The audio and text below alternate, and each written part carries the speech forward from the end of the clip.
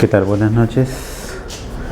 Bueno, seguimos avanzando en el tema de catastro y el saneamiento físico legal.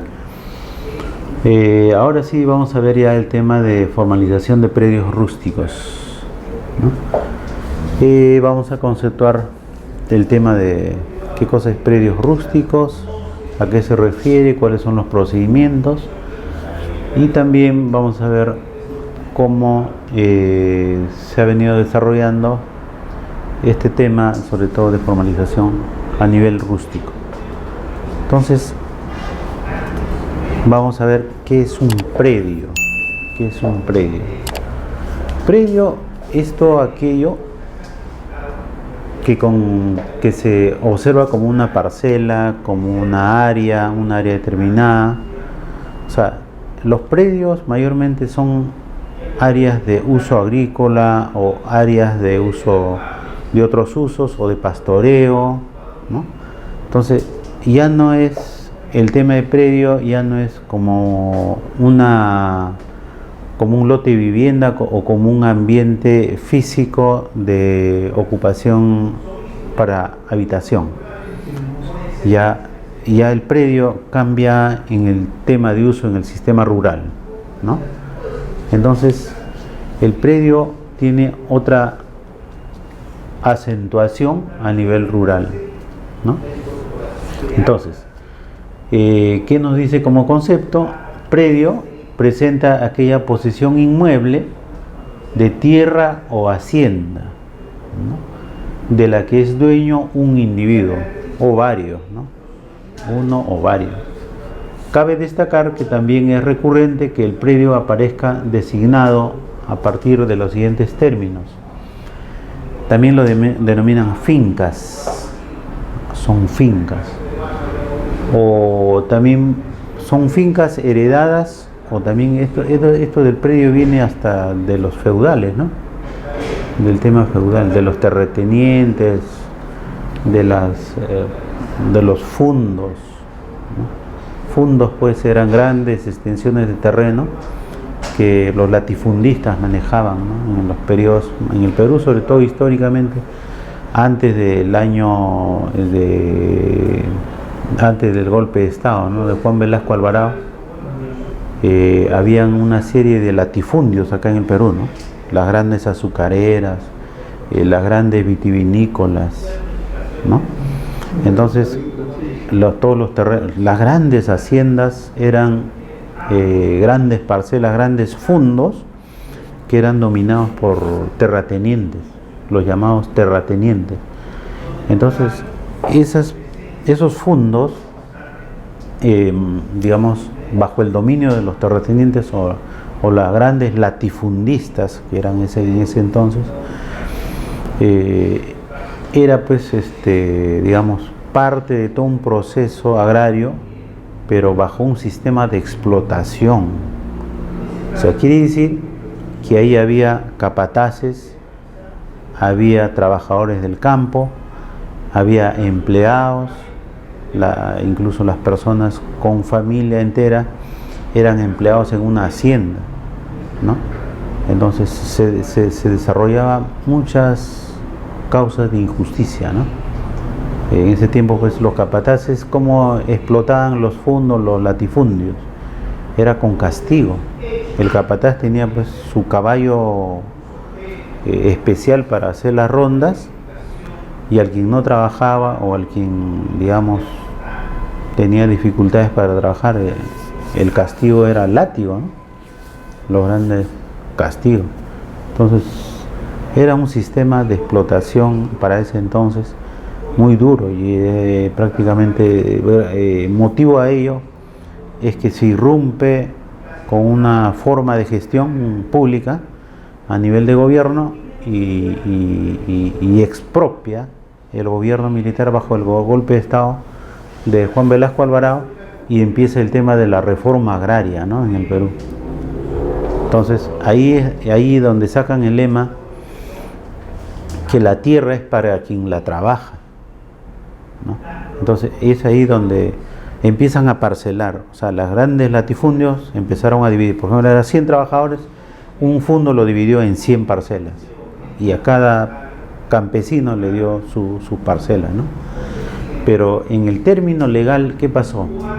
En el término legal, los grandes latifundistas recurrieron a los tribunales, o sea, entraron en un litigio formal con el Estado, ¿no? Entonces, al final, y hace pocos años, hace 2, 3, 4, 5 años, muchos de esos juicios que habían quedado y han estado en un stand-by en el Poder Judicial, pero avanzando a favor de los latifundistas, ¿no? Es el juicio de reversión, ¿no? Entonces, muchos de ellos han ganado los procesos. Al final, ¿quién paga esos diferencias? Es el Estado, ¿no? Total, expropias, pero la expropiación tiene un propósito. O sea, y también tiene plazos, ¿no? Entonces el Estado expropió, pero nunca cumplió los plazos legales, formales. Y también la justificación de la expropiación, digamos, no era lícito, ¿no? O sea, no cumplía el debido proceso respecto al tema de expropiación, porque la expropiación tiene casuística muy específica, ¿no? Se hace para proyectos de interés nacional o para grandes proyectos, pero en este caso, expropiar un fondo privado, ¿no? O sea, para distribuirlo a los trabajadores como una compensación social, tampoco no hay forma, o sea, no hay característica legal, no hay formalidad legal respecto a eso, ¿no? Entonces, muchos de esos procesos el Estado ha terminado perdiendo los grandes juicios a nivel de latifundio, ¿no? O los propietarios retuvieron la propiedad, ¿no? Caso de Lomo de Corvina.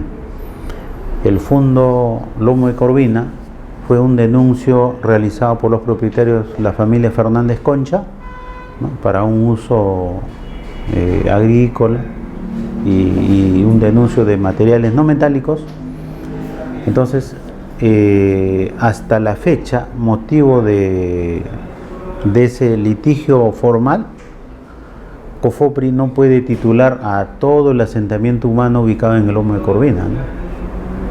O sea, se encuentra en un stand-by y no puede, digamos, realizar el proceso de saneamiento porque se encuentra uno en litigio judicial, porque COFOPRI es un ente administrativo, solamente es una oficina del Estado que facilita un procedimiento formal de poder regularizar, pero siempre y cuando no esté en un proceso judicial o en un proceso de contencioso, ¿no? Entonces, eso ya lo saca del camino a un ente administrativo, ¿no? O sea, la parte jurídica, legal o formal, judicial, ya es la que tiene competencia frente a esas situaciones, ¿no? Entonces, COFOPRI ahorita no puede titular, solo lo que ha hecho es, de acuerdo a su alcance, es interceder para un diálogo, para una negociación de trato directo entre ambas partes y desarrollar un procedimiento en el que puedan llegar a buenos acuerdos, ¿no? Pero como ambos tienen propuestas distintas, ¿no? El propietario de ese fondo valoriza el metro cuadrado en mayor monto y los que lo tienen en posesión no están en capacidad, entonces hay una contradicción. Entonces ahí continúa el proceso, ¿no? Consolidado. Así es, o sea, el Lomo de Corvina ya tiene construcción 2, 3 pisos, pistas, agua, luz. Eso de la pista, todo eso. Bueno, la pista es un afirmado todavía, ¿no? No está, o sea, propiamente afirmado, digamos, con asfalto todavía, pero es un afirmado sobre las vías de arena, ¿no? Entonces, pero, digamos, son miles de pobladores, ¿no? Miles de pobladores. Definitivamente se genera una explosión social, un conflicto social, pero dentro del valor legal se genera ese tipo de problemas. También otro gran ejemplo a nivel de Lima fue el gran Fundo Oquendo, del Callao, ¿no? Pues eso también fue un fondo, una propiedad privada. Entonces, ahí ha habido pues un sinnúmero de casos, ¿no? Traficantes de lotes, mafias, por otra parte el propietario, ¿no? Entonces se degeneró una serie de situaciones ya fuera de lo formal, ¿no? Pero gracias a Dios por lo menos se ha tratado de regularizar y se ha superado esos temas. Ahora el Fundo Kendo ya hay títulos de propiedad. Hay títulos de propiedad. También parte del Fundo Kendo, también lo otro es la parte del Naranjal de San Martín de Porres. La parte del Naranjal. Como una experiencia puedo decir, cuando COFOPRI ingresa a desarrollar el proceso de formalización en todo el Fundo Naranjal de San Martín de Porres, creo que es parte también del Fundo Kendo, ¿no? Es una zona urbanizada muy bonita de unos lotes casi que comparable con Surco, Jesús María, un lugar muy bonito. Pero ¿qué sucede? Cuando COFOPRI ingresa, las diferentes grupos que habían y que manejaban todas esas áreas, ¿no?, impidieron que COFOPRI ingrese a formalizar. ¿Por qué? Porque cada uno de los lotes en aquellos tiempos, estoy hablando del año 2002, 2003, los lotes costaban cerca de $15.000 en ese entonces. Y los que estaban manejando todas esas propiedades que eran propiamente de parte del fondo, ¿no?, vendían los lotes a 2, 3, hasta 5 propietarios. O sea, en un lote había 5 propietarios. Y si COFOPRI ingresaba, formalizaba, no sé si al primero o al último, pero se regularizaba el tema legal, ¿no? Pero ellos no permitían el ingreso de una entidad como COFOPRI para titular porque ellos querían seguir vendiendo ese lote por enésima vez, porque era parte del negocio. Así es. Y esa configuración legal, digamos, en parte es parte de todo un proceso, ¿no? O sea, digamos, la figura legal del que compra el primer propietario lo vende al segundo, ¿no? O sea, ¿qué sucede? Los que tenían, digamos, esa parte del Fondo del Naranjal como parte, digamos, como una asociación, a veces se ven constituidos en asociaciones de vivienda, ellos vendían el lote, pero a la vez esa persona no terminaba de cancelar de acuerdo a las cláusulas que les indicaba la asociación de vivienda. Ellos a viva fuerza lo retiraban a ese comprador o usaban pretextos para retirarlo. Tan es así casos que hemos observado. Habían propietarios que habiéndole faltado solo una letra, fueron amenazados a retirarse. Fueron, digamos, o a veces asaltados, o con arma, a haber sido retirados a viva fuerza. Pero ellos ya habían vendido a otro. Y ese era el tema casuístico que estaba pasando ahí, ¿no? Entonces nosotros también fuimos retirados a viva fuerza con armas de fuego, ¿no? Usaron armas de fuego cuando nosotros ingresamos.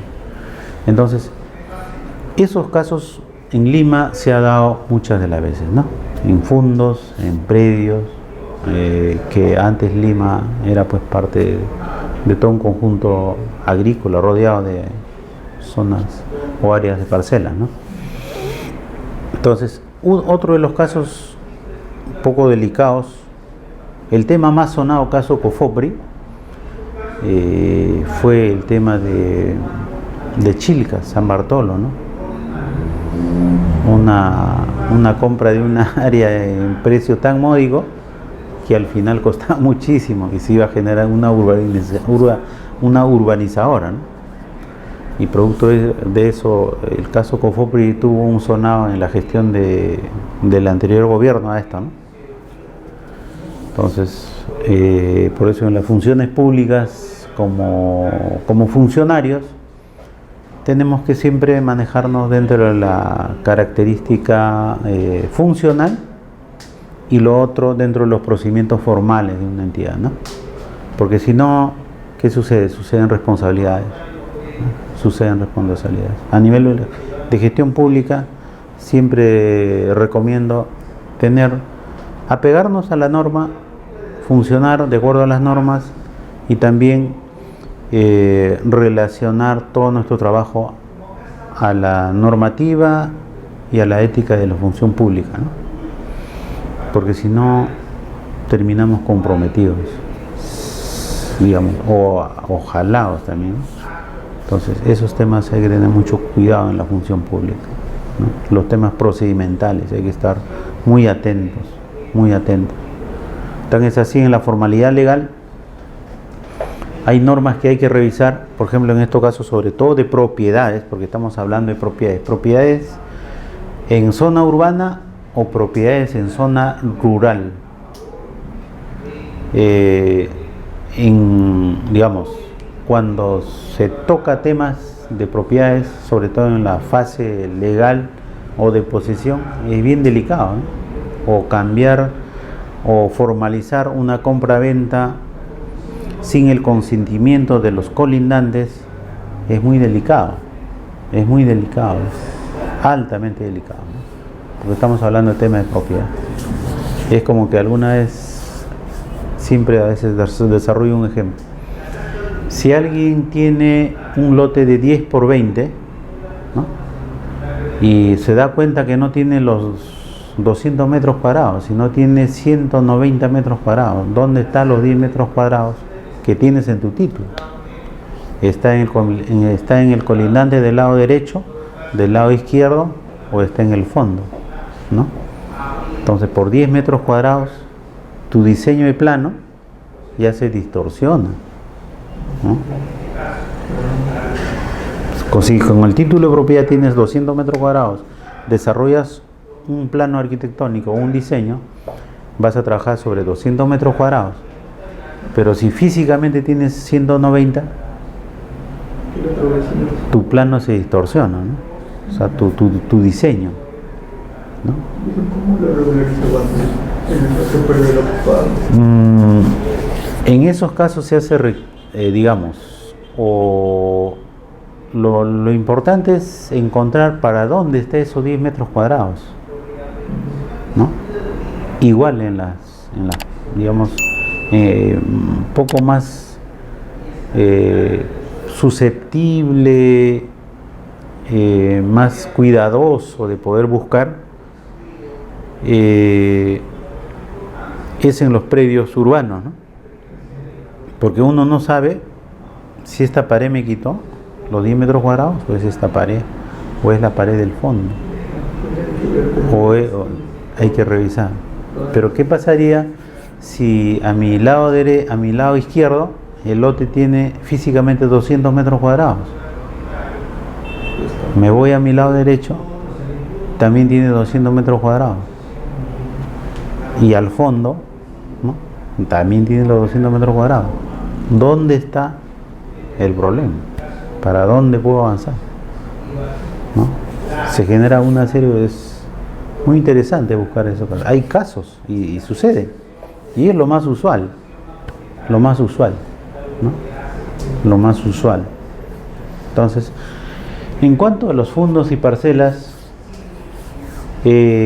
son, digamos, tierras de carácter agrícola, tierras de carácter ganadera, y en el predio rústico siempre se desarrolla por el tipo de uso y la actividad que se va a desarrollar, ¿no?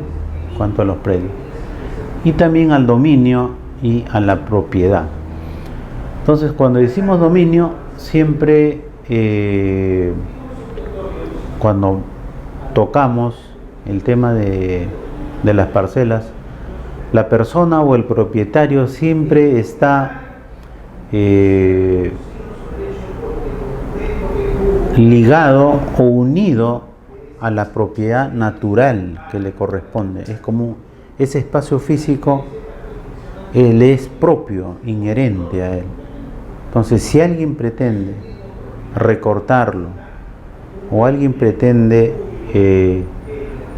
digamos, incomodarlo, la sensibilidad de las personas o de los propietarios es altísima, es alto. Es por eso que en los predios rurales de campo se genera una reacción muy drástica, ¿no? Caso de las comunidades, ¿no? Conflicto de las comunidades, ha habido muerte, conflicto de parcelas o de posesiones en predios rústicos, siempre se genera conflictos muy fuertes, muy fuertes. Entonces hay que tener mucho cuidado en darle tratamiento a eso, y ingresar a ese tema es bastante cuidadoso, bastante cuidadoso, ¿no?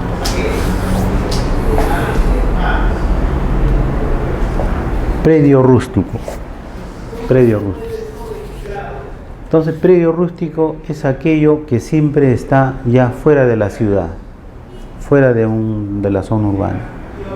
Por ejemplo, predios rústicos en Lima podríamos tener en Pachacamac, fuera de la ciudad hay predios rústicos, ¿no? Hay en varias parcelas, un sinnúmero de parcelas. Para el norte, Chosica también tiene parcelas. Tiene, bueno, ahora denominado centros de recreación. Pasando también tienes zonas de parcela. También podemos, para Caraballo también hay predios rústicos. Puente Piedra también tiene predios rústicos. El Callao, creo que ya después de los grandes fundos que tuvo ya tiene poco. Algunos que le queda, creo, al lado del aeropuerto internacional Jorge Chávez. Luego para el sector Chorrillos, Surco, ya no hay predios rústicos, ¿no? Entonces, todas esas casuísticas de nuestra ciudad nos lleva a decir que los predios rústicos siempre están afuera de la ciudad, ¿no? En zonas rurales. Entonces, lo otro es que el nombre del predio rústico también se le otorga a aquella vivienda que se encuentra fuera de la ciudad. También como predio rústico lo toman una vivienda, las casitas que están en campo, ¿no?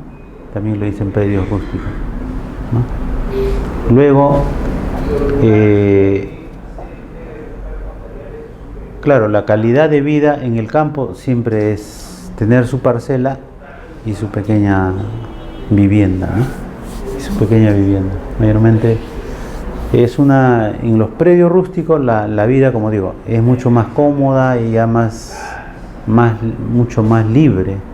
Por eso que ellos, por eso llamaba la relación de que la persona siempre está ligado a su propiedad, a su territorio. Entonces, cuando alguien ingresa es un poco, se nota una sensación de preocupación, de reaccionar muy rápido y con mucha tenacidad, con mucha dureza, ¿no? Entonces, por otro lado, digamos, hay otra forma de vivir en un predio rústico, ¿no? Quizás mucho más abierto, mucho más campestre, mucho más agradable, ¿no? A lo que ya la ciudad está tuburizada, ¿no? Es otro medio de vivir, es mucho más tranquilo. Lo otro es la administración de los bienes estatales en predios rústicos. La administración de los bienes estatales. La administración de los bienes estatales nos indica desarrollar una administración transparente, ordenada y simplificada. Hablábamos de propiedad de carácter estatal.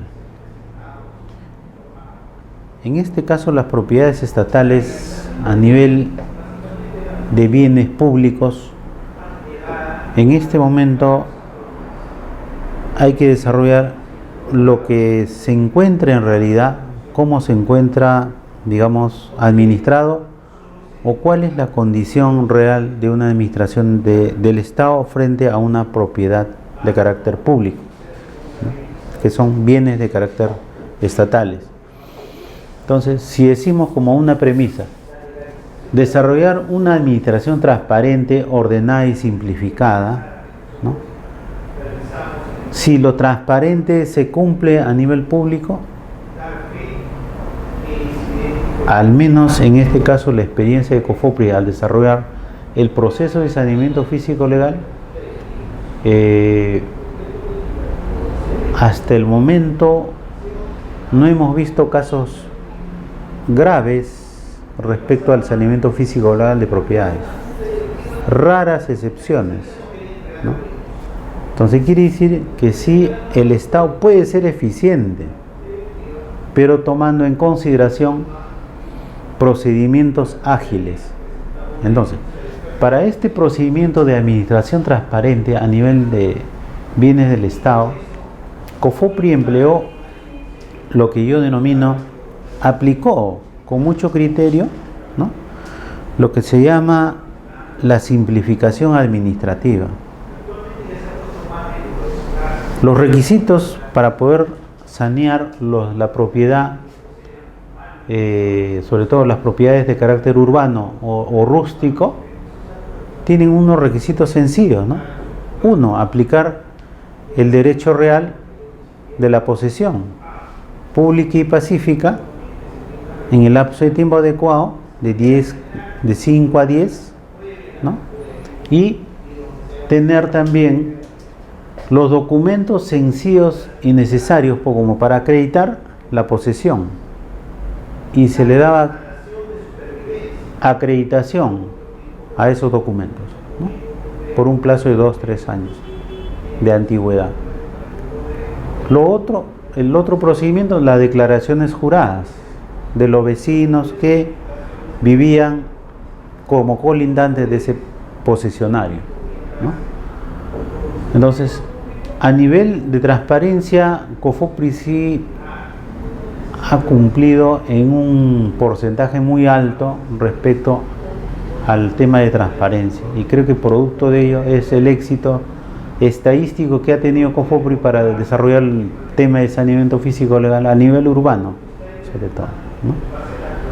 Luego, en el ordenamiento, tuvo un ordenamiento jurídico, tuvo un ordenamiento legal y técnico, en la que sus procedimientos fueron simples y creo que fue al alcance del público usuario. O sea, al público no se le ha pedido documentos notariales, documentos de valores con carácter jurídico legal, que, digamos, era tedioso para el usuario, ¿no? Hasta tan es así que COFOPRI pedía un recibo de luz o hasta el certificado de nacimiento o partida de nacimiento de la familia de la persona que ocupaba ese bien, solamente que tuviera la dirección del predio donde vivía. Entonces se ha confiado, se ha logrado trabajar con confiabilidad en ambas partes, con el propietario, con el usuario. Entonces, en ese sentido, creo que hay entidades, o el Estado, si se logra desarrollar una, digamos,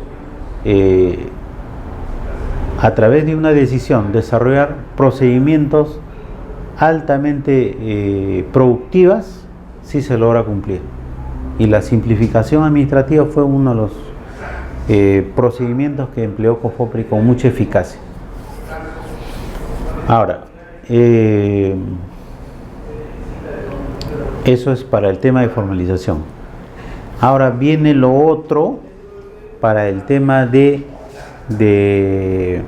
administración de los bienes públicos por el Estado. Ya esa es una cosa distinta.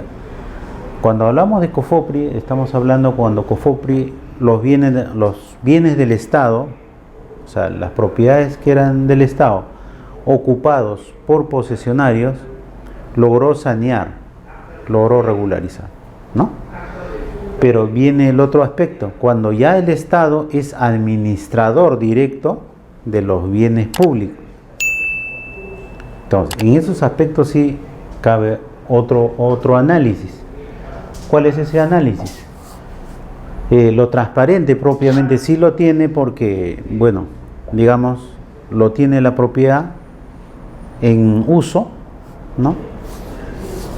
Puedo decir, el Estado, por ejemplo, como un ejemplo, el Estado administra todos los colegios públicos de Lima. Todos los colegios públicos de Lima. Los colegios públicos de Lima, si nosotros empezamos a revisar si tienen su saneamiento físico legal, vamos a encontrar que el 40%, por lo menos el 45% de colegios públicos de Lima no tienen título de propiedad. Y los colegios públicos que tienen títulos de propiedad, muchos de ellos han perdido parte de su área titulada porque se encuentra ocupado por terceros o han sido invadidos o parte de ellos han sido cortados.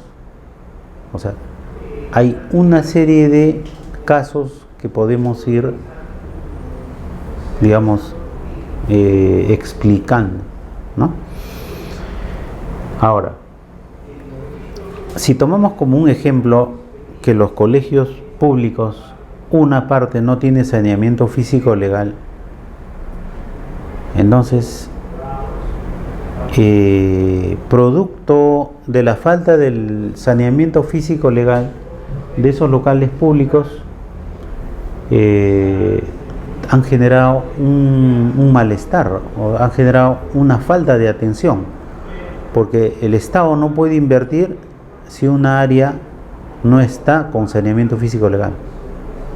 No se puede invertir ningún sol si un local educativo público no está saneado. O sea, local educativo público, o sea, hospitales, sea ministerio, sea cualquier órgano o entidad pública del Estado. El Estado no puede invertir. No puede invertir.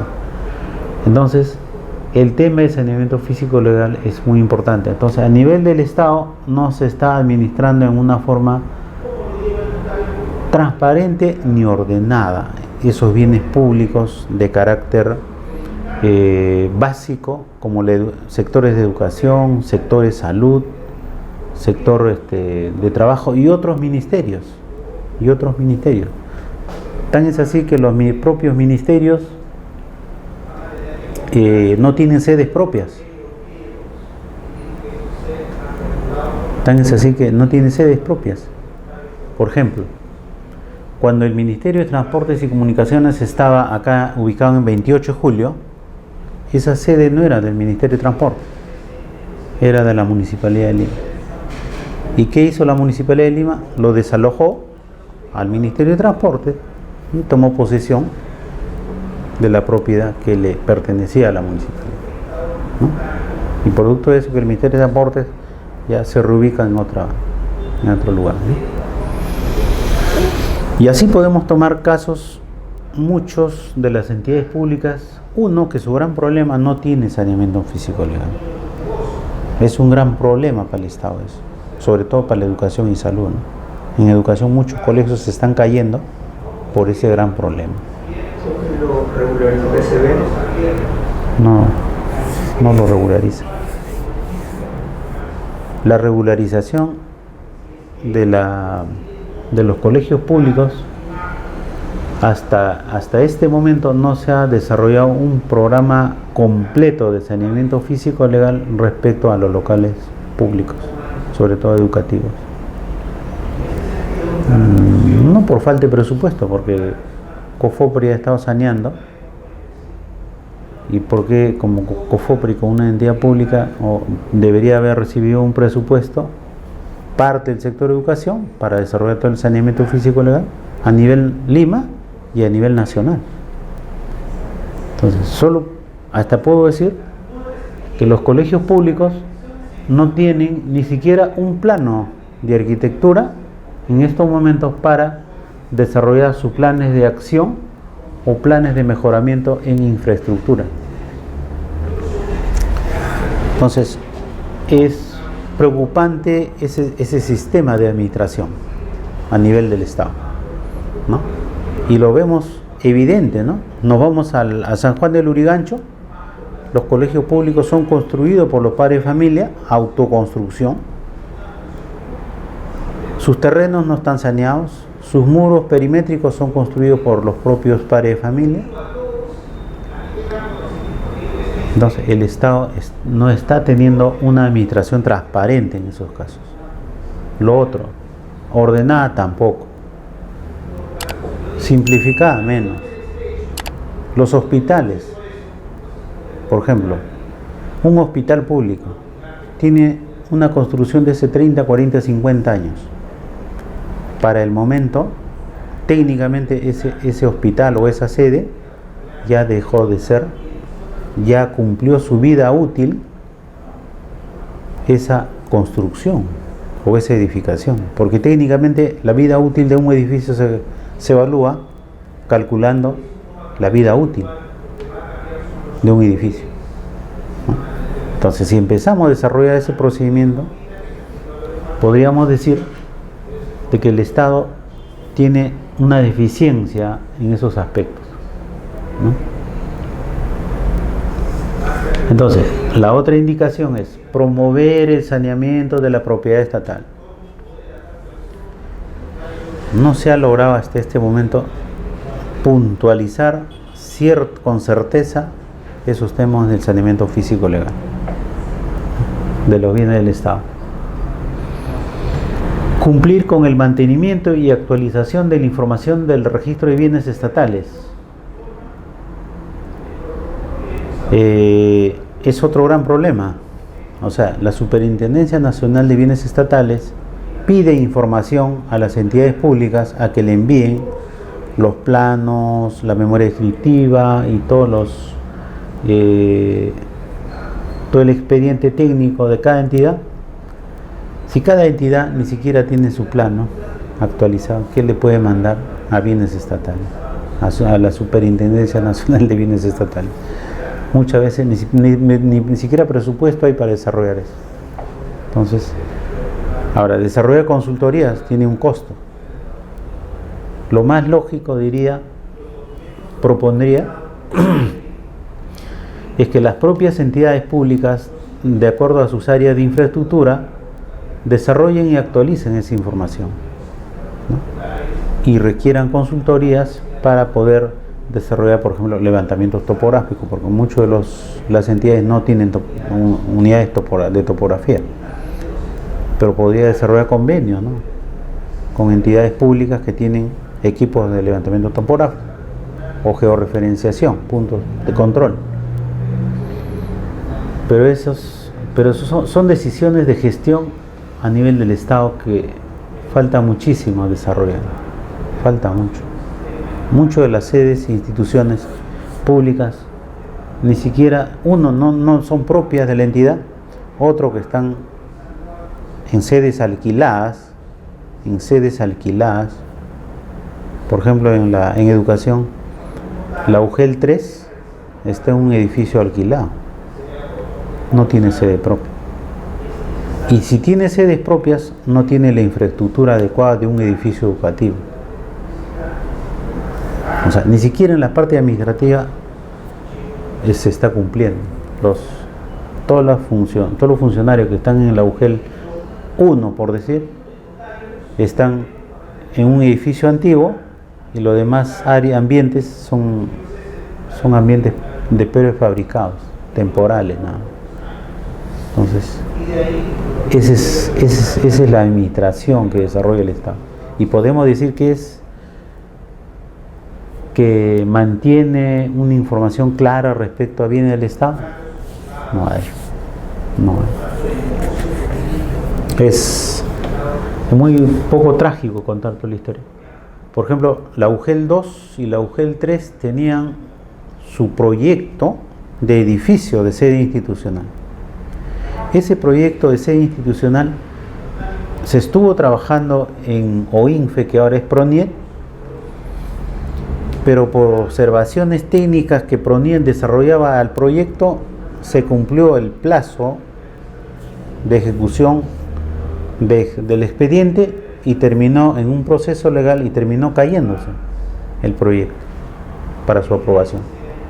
Tan es así que esas dos UGELs perdieron desarrolladas o la aprobación de sus expedientes para su construcción. Ahora, sus propiedades, los terrenos donde se encuentran, están expuestos a invasión, o algunos de ellos están invadidos. Entonces, por ejemplo, ahora otro de los casos de administración en bienes públicos. Un ejemplo en San Juan del Lurigancho. Había un terreno de 10.000 metros cuadrados. Ese terreno de 10.000 metros cuadrados estaba siendo ocupado por otro, una parte, y el Estado no podía hacer nada. Presentaba la Procuraduría, era un tema legal, al final lo ocupaban. Otro de los casos, por ejemplo, un instituto público tenía un plano perimétrico y parte de su área había sido invadido, y había sido invadido hace más de 10, 15 años. Por prescripción adquisitiva ya tenían derecho los que habían invadido. ¿Qué se había hecho? No se había hecho nada. Y hasta este momento está eso. Nunca se ha accionado con firmeza esa cosa, ¿no? Y así podemos. Ahora, otro de los procesos también.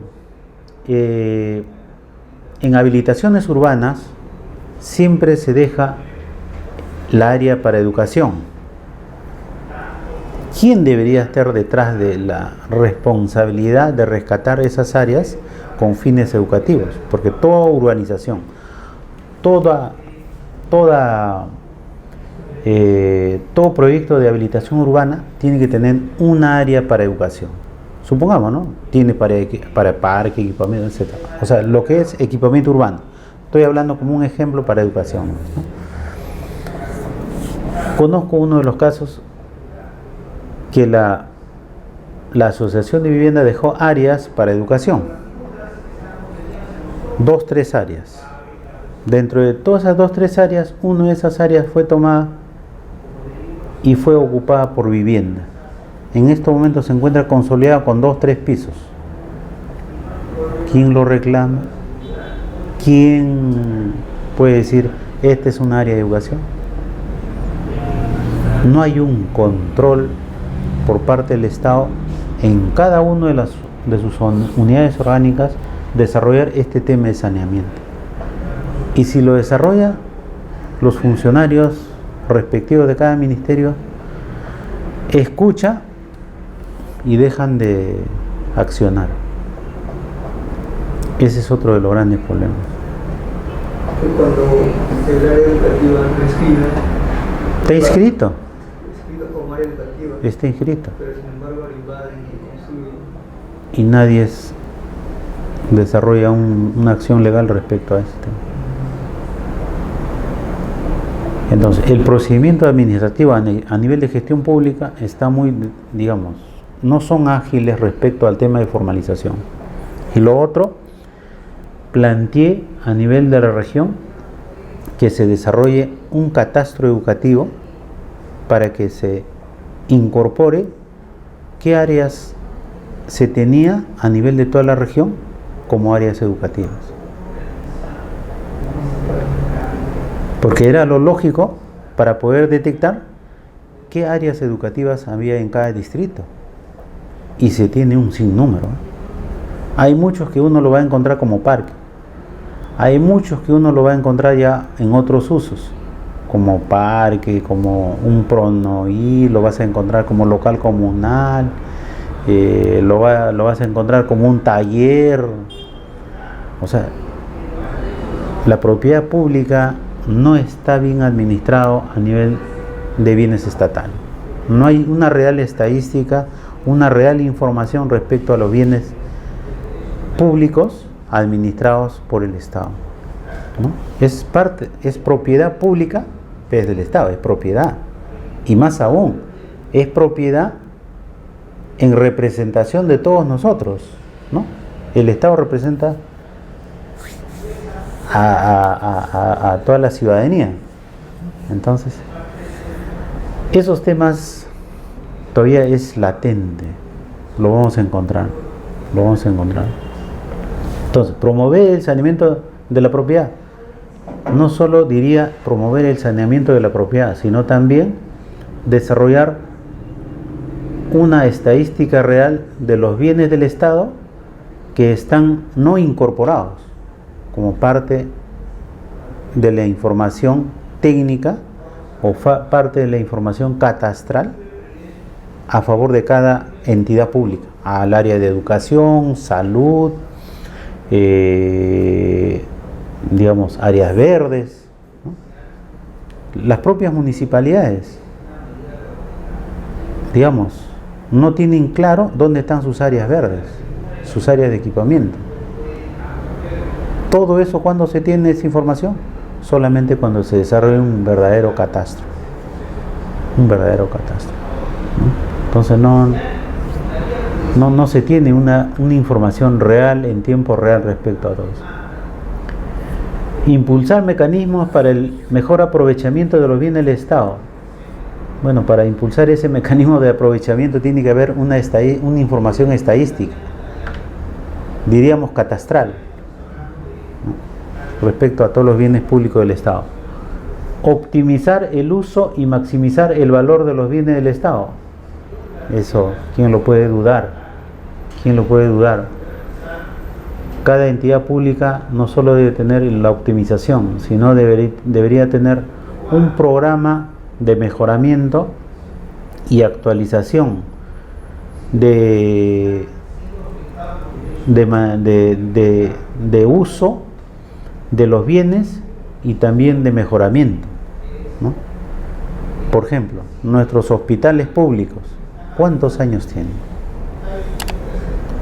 Viene un sismo, se va a caer, porque sus estructuras, el fierro, tiene un tiempo de vida útil, ¿no? Ahora, ¿pasarán el tema o el examen de defensa civil? No van a pasar. Ya para estos tiempos los hospitales están tuburizados, los hospitales públicos. Tan es así que el arzobispo Loaiza creo que tiene sus camillas hasta en sus pasadizos, camillas de emergencia. Entonces es un edificio que está construido para esa época, con una previsión de 10 años de previsión, pero ya pasó 50, 60. Esos edificios ya deberían, pues, debería pasar ya a un nuevo proceso, respetando la arquitectura que tenga para el tema patrimonial. Debería pasar a una renovación, ¿no? Igual el hospital del Seguro Social es un hospital que ya tiene más de 50 años, y así podríamos ir evaluando. Y si vamos evaluando, sería materia de investigar los bienes públicos, cuántos años tiene, si cumplió ya su periodo de vida útil, si a estos momentos tiene la capacidad de atender la atención necesaria que tiene esos edificios o esos bienes públicos. Sería interesante, ¿no? Sería una información técnica muy interesante saber. Estudios sobre eso no ha habido, pero sería muy interesante. Es un campo bien interesante, ¿no?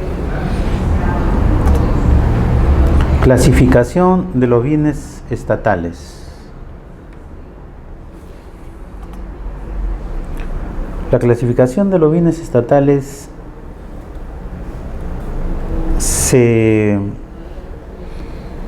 estudia por su situación registral, sobre todo si está inscrito a favor o no inscrito. En los no inscritos, si tiene título suficiente y si tiene título insuficiente, o tiene o no tiene título o sin título de propiedad, ¿no? O sea, si no está inscrito una propiedad, hay que evaluar si tiene título suficiente o si tiene título insuficiente o si no tiene título, ¿no? Un título suficiente es, por ejemplo, la Municipalidad de Lima emitía títulos de propiedad, pero era un título con una impresión con el logo de la municipalidad de color amarillo, ¿no? Era entregado al propietario, digamos, entre comillas, pero no había sido inscrito registralmente, y me imagino que debe haber todavía. Entonces ese es un título suficiente, pero no inscrito, ¿eh? Título insuficiente. Bueno, también antes el Ministerio de Vivienda tenía, con el gobierno militar de Velasco, tenía un organismo que se llamaba SINAMOS, o sea, que significa sin amos, ¿no? También otorgaba documentos como títulos de propiedad, pero tampoco estaban inscritos. Y muchos de ellos tenían errores de impresión o errores al momento de anotar los nombres, ¿no? Tenían deficiencias, ¿no? Esas deficiencias se denominan títulos insuficientes, ¿no? Los que no tienen título, bueno, ya no hay ninguna evidencia de haber recibido algún documento de algún organismo público, ¿no? Como un documento a su nombre. Inscrito a favor. ¿A favor de qué? A favor de terceros o a favor de una entidad pública o a favor del Estado, ¿no? Hay documentos de inscripción de terceros, quiere decir de particulares, de privados, ¿no? O sea, terceros quiere decir privados, todos los títulos privados, títulos de propietarios, ¿no? Lo otro es títulos inscritos a nombre de una entidad pública, o sea, por decir, título inscrito a nombre un parque, un área verde, por ejemplo, ¿no? Está inscrito a nombre de la municipalidad, por ser un área verde, ¿no? O los parques zonales, por ejemplo, están inscritos a nombre de la Municipalidad de Lima. Los parques zonales no le pertenecen a las municipalidades distritales, no le pertenecen. Es por eso que en estos momentos existen los parques zonales Huayna Capac, Sinchirroca y todos los parques zonales existentes. No lo administran las municipalidades distritales, lo administra la municipalidad provincial, en este caso Lima. Por eso Lima tiene injerencia en eso, ¿no? Con Serpar, ¿no? De Lima, ¿no? Un órgano de Lima. Ahora, a nombre del Estado, bueno, el que represente en estos momentos al Estado en tema de inscripción es Bienes Nacionales, SUNAR o COFOPRI. ¿Quién representa a nivel del Estado? La SBN. No, la SBN materializa qué áreas o qué propiedades son del Estado. Pero el que representa al Estado formalmente en una inscripción registral es COFOPRI. Entonces, cuando uno pide una copia literal de un terreno, va a decir inscrito a nombre de la Comisión de Formalización de la Propiedad Informal. Al Estado. El copia y representa al Estado, ¿no? Clasificación de los predios por su naturaleza. Clasificación de los predios por su naturaleza y habilitación. Predio urbano se encuentra en una zona urbana y área de expansión urbana. Predio rústico, aquel que no ha sido clasificado y o habilitado para vida urbana, ¿no? Es aquel predio rústico. Y el predio rústico se divide en dos subgrupos. Se divide en predio eriazo, que el predio eriazo no es apto para la actividad agrícola por falta o exceso de agua, por esas dos condiciones. Se convierte en predio eriazo si no es apto para una actividad agrícola o de agricultura, o por falta de agua o por exceso de agua. Predio rural es una tierra ubicada en el área rural o en el área de expansión urbana declarado zona intangible. Declarada zona intangible, porque se encuentra dedicado al uso agrícola, pecuario o forestal. Entonces son tres usos importantes en el predio rural: o es de uso agrícola, pecuario o forestal, así como el terreno eriazo calificado para fines agrícolas, ¿no? Y esto está de acuerdo al artículo 4 del decreto legislativo número 667, Ley de Registro de Predios Rurales, artículo 4 del decreto supremo número 035/2004, Agricultura, y artículo 19 del reglamento de registro de predios. Esos son sus fundamentos legales para el tema de predio rústico, predio eriazo y predio rural. Esta última parte donde dice el terreno eriazo calificado para fines agrícolas, quiere decir que el terreno eriazo se puede convertir en el predio eriazo se puede convertir en un predio rural. O sea, bajo estas dos condiciones, si en ese predio eriazo no hay agua, ¿no? O sea, no puede convertirse en predio rural. Como terreno eriazo calificado para fines agrícolas. En la parte del predio rural, en la parte de abajo, las últimas dos líneas. Así como el terreno eriazo calificado para fines agrícolas. Pero ¿cuándo es calificado para fines agrícolas? Cuando tenga agua. Cuando tenga agua. Pero no en exceso, ¿no? Ahí se convierte en predio rural, ¿no? Predio rural.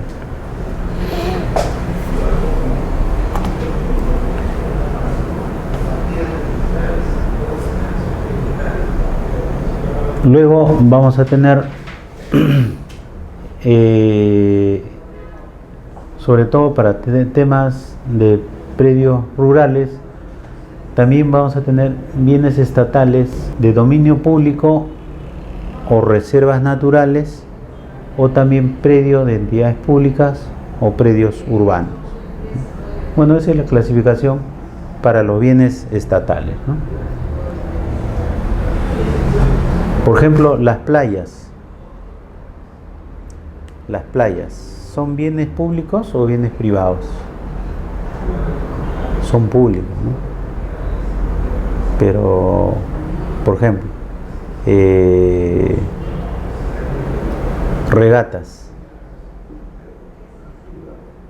Lo ha convertido en una...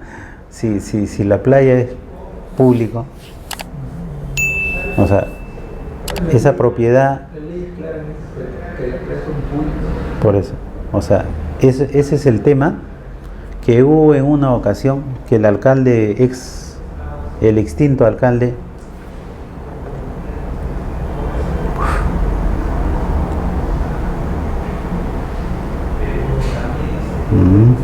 el extinto alcalde Pablo Gutiérrez,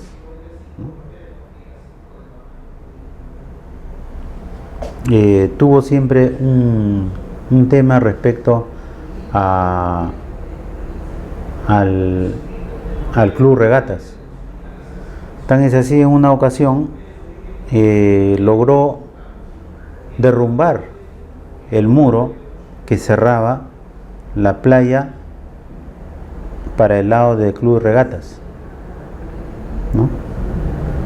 Y reclamaba ese derecho, que la playa era de uso público y no era privada. Entonces, hubo esos casos. Hubo. Entonces,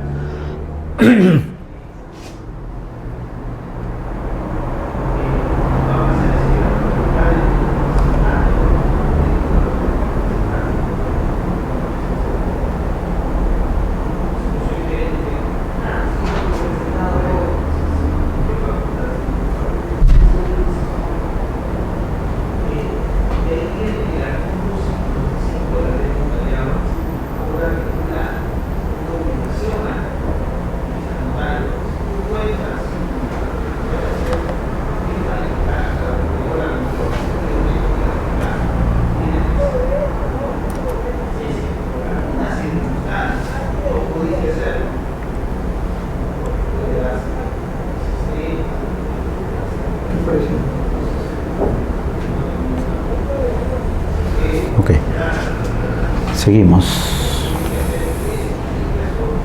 Bienes estatales. Entonces, los bienes estatales también se divide por su naturaleza de titularidad y por su envergadura. Por su naturaleza puede ser de dominio público o dominio privativo. Y bienes estatales. Claro. O sea, los bienes estatales tienen, de acuerdo a su naturaleza de titularidad, o dominio público o dominio privativo. Hay dos condiciones. Por eso siempre cuando se habla de propiedad,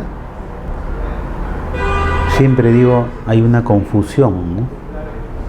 Donde dice propiedad privada, pero si también propiedad privada es del Estado. Entonces aquí lo tenemos, ¿no? Luego, de acuerdo a su envergadura, ¿es de alcance nacional o es de alcance regional o de alcance local?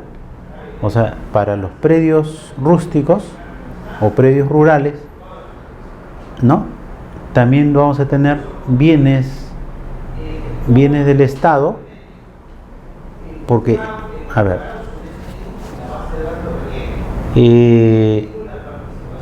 el de dominio público son las playas, son bienes del Estado de dominio público.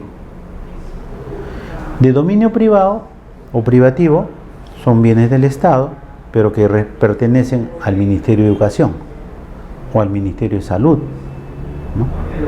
Y en los predios rurales, lo que pueden ser, por ejemplo, los que son bienes de la comunidad campesina, de las comunidades nativas, son dominios públicos, pero de dominio privativo, ¿no? Porque se han inscrito a nombre de esa comunidad, pero esa comunidad tiene un estatuto, pero la comunidad no puede ser un bien privado absoluto, ¿no? ¿No? Entonces, en el dominio privativo, ¿cuál es el objetivo? El objetivo de las comunidades campesinas o de las playas de la costa es usar, disfrutar y disponer, ¿no? Entonces, esos usos lo dan las comunidades, ¿no? Entonces, por eso ahora, analizando todo este tema de propiedad de carácter público, privativo, se ha logrado hacer la norma que se denomina la consulta previa. O sea, quiere decir Por eso se consulta sobre un bien público, pero que la comunidad está en posesión, consultarle si se puede hacer una obra o si se puede hacer una inversión. Una comunidad es un bien de dominio privativo, público, claro. de dominio privativo. Es un bien de dominio privativo. La comunidad constituye. Exactamente. Y ahí se le hace la consulta previa. Exactamente. Se le hace la consulta. Como una cuestión del debido proceso, ¿no? De una convivencia civilizada, ¿no? Ahora, esos dos dominios pueden ser de alcance nacional. ¿Cuál podría ser de alcance nacional de dominio público? Es todo el Estado peruano, lo que es el territorio nacional, ¿no? El mapa del Perú es de dominio público, ¿no? Pertenece al Perú. Hay también de dominio privativo o público de alcance regional. Por ejemplo, todo el departamento de Huancavelica tiene su mapa y pertenece al departamento de Huancavelica y de dominio público. Sus comunidades campesinas están inmersos ahí. Sus entidades estatales tienen también tienen áreas ahí, ¿no? De alcance local también, ¿no? De alcance local también. Bienes de dominio privado del Estado. Son bienes sobre los cuales el Estado o una entidad pública ejerce su derecho de propiedad con todos sus atributos, ¿no? Son materia de derechos privativos. Necesitan de la protección de un registro público. Un parque, por ejemplo, ¿no? Un parque área verde es de la municipalidad. No se le puede invadir porque es un espacio de recreación, ¿no? Es un espacio de recreación. Ahora, de ahí a decir si ese parque cumple con todas las condiciones necesarias de ser una área para la verdadera recreación, es otro tema arquitectónico, ¿no? Que hay que discutir. Muchos de los parques no cumplen ese rol, ¿no? O sea, son pequeñitos. Entonces, es otra fase. Por ejemplo, analizar bienes de dominio público de las áreas verdes también en Lima, por ejemplo. ¿Cumplirán los requisitos técnicos como para hacer áreas verdes? ¿Habrá un estudio sobre eso? No hay un estudio. ¿Quién estudia los áreas de equipamiento? Si cumplen o no. Es un estudio técnico que sería muy interesante, ¿no? Al final, los parques están abiertos. Se puede ir, medir. Sería interesante desarrollar también, ¿no? Y eso para las municipalidades, porque son las municipalidades las interesadas, ¿no? Las interesadas. Porque un parque que cumple función de socialización de todos los habitantes del entorno, ¿no? Es para fines de esparcimiento. Entonces, ¿cumple o no cumple? ¿O tiene el aforo o no tiene el aforo? O sea, una serie de digamos, de consideraciones técnicas y diseño y de habitabilidad y confort, ¿no? Y confort.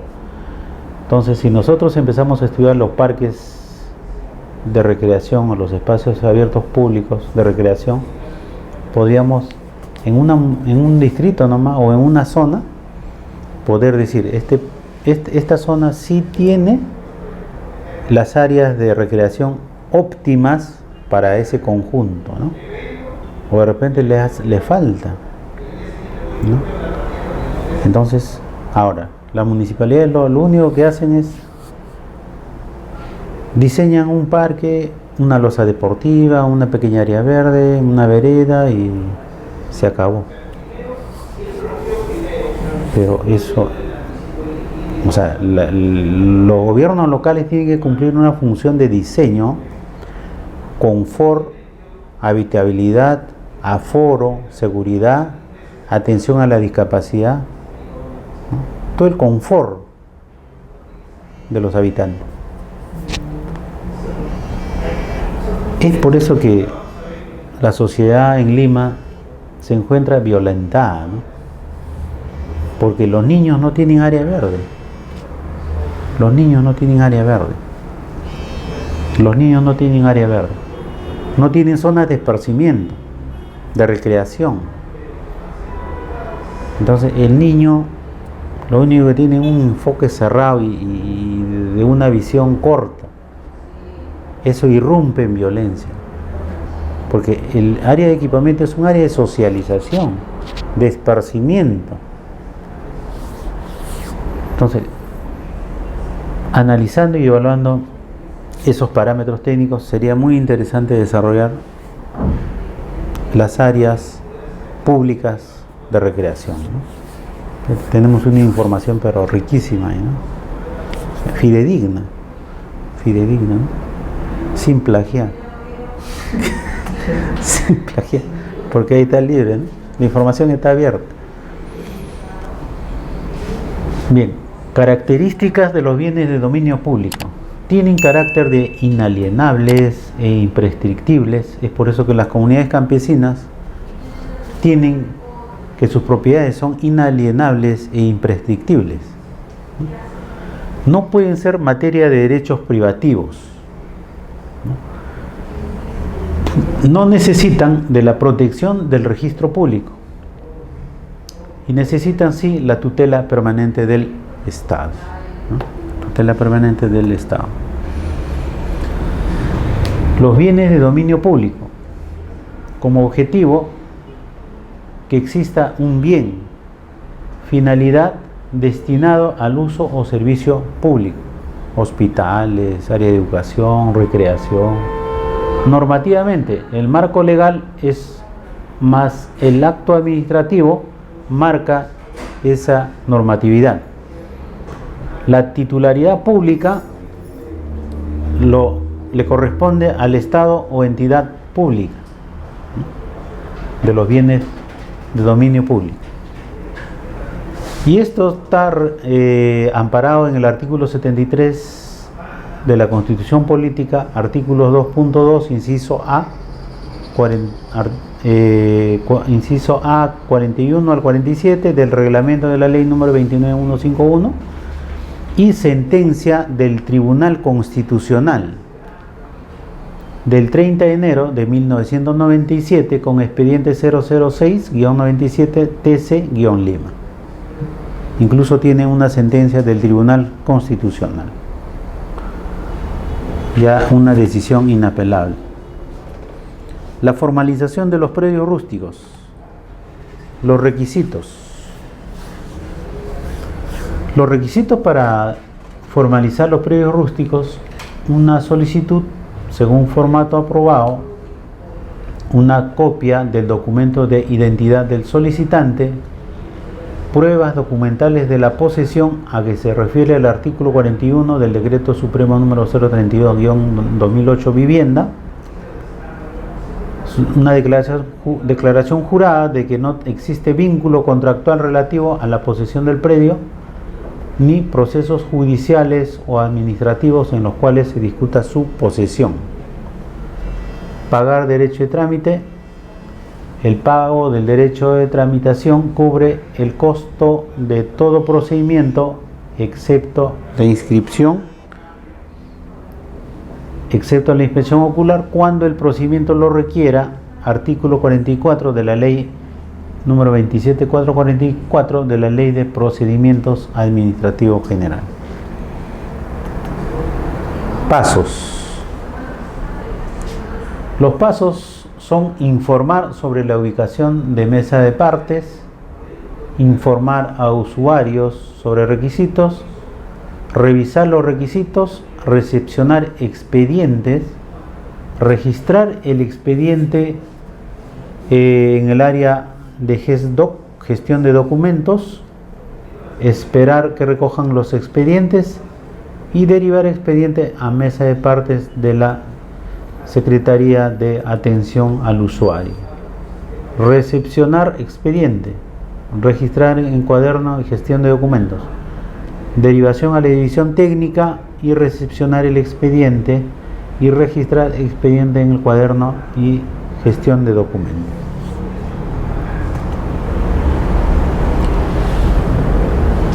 Esperar hasta que el jefe pueda revisarlo y emita el proveído y lo remita al profesional responsable. Recepcionar el expediente y derivar al profesional. Y el profesional recepciona el expediente y evalúa la documentación recibida, luego realiza los procedimientos de linderación y verificación de la explotación económica con una inspección ocular. Y a la vez se elabora un informe técnico de la ficha catastral rural. Y se deriva la documentación al jefe de división para su revisión e informe técnico y el visado de los planos para elevar el expediente a la área legal. Y luego el área legal deriva a la secretaría. Y de la secretaría se deriva a la división legal y se recepciona el expediente, se registra en un cuaderno de la gestión de documentos y se espera hasta que el jefe pueda revisarlo y emita el proveído y lo remita al profesional. Luego se recepciona el expediente y deriva al profesional, y una vez que se recepciona el expediente, el profesional evalúa documentación recibida y elabora el informe legal y el proyecto de resolución y título de propiedad. Y luego se deriva al jefe de división para el visto bueno, revisa y coloca el visto bueno con el proyecto de resolución, y luego la resolución y título eleva el expediente para el despacho de la Secretaría de Administración, y luego se deriva el proyecto de resolución y título a la subgerencia. Recepcionado el expediente, se anota en el cuaderno de gestión de documentos y remite al subgerente.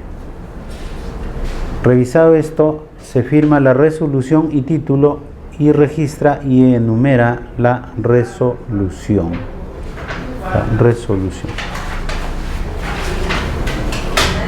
Y se deriva al expediente de mesa de partes para ser recepcionado el expediente y registrarlo. Luego se elabora el oficio para notificar al administrado y, una vez notificado, para su recepción correspondiente. Pero en estos casos, el procedimiento formal, ese es el protocolo, ¿no? Pero en el año o en el periodo que el PET administraba y titulaba los predios rústicos, se hacía entrega de los títulos de propiedad PET directamente por el Ministerio de Agricultura, al lado conjuntamente con el presidente de la República, ¿no? Antes el presidente de la República entregaba los títulos de propiedad. Pero ahora los títulos de propiedad de carácter urbano, por ejemplo, COFOPRI ya no entrega con el presidente de la República. COFOPRI le entrega a la municipalidad provincial para que haga la entrega del título de propiedad. En este caso el alcalde ya entrega, ¿no? En el caso de los predios rurales también se entrega al gobierno regional o provincial para su entrega, ¿no? Entonces ha variado esa forma de hacer entrega de los títulos directamente por el presidente de la República con el ministerio, ¿no? Entonces eso también ha venido por el hecho de que las instancias administrativas, cada vez con la ley de descentralización y la autonomía regional, debería corresponder y atender todas esas necesidades, ¿no? Uno, por el concepto de la ley de regionalización y descentralización, y lo otro también por el tema de que el Tribunal Constitucional ha dado como sentencia que todos los órganos o entidades del gobierno o del Estado son responsables y tienen competencias propias que deben cumplir. Entonces se le ha restituido ese derecho por lo cual estas entidades técnicas que se había creado con, digamos, con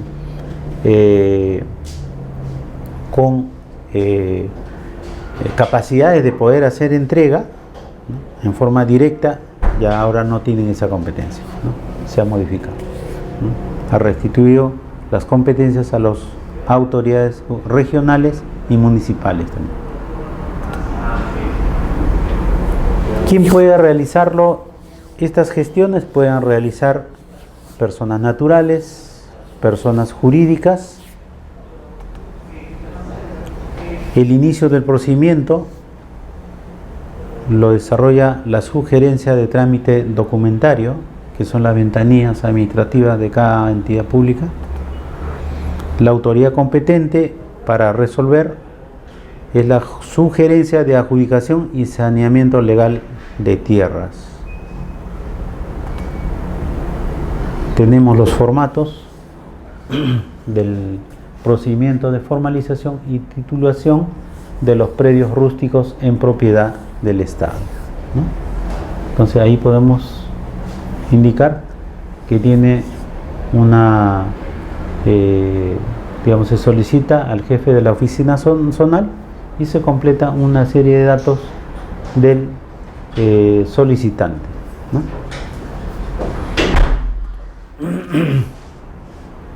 Luego también tenemos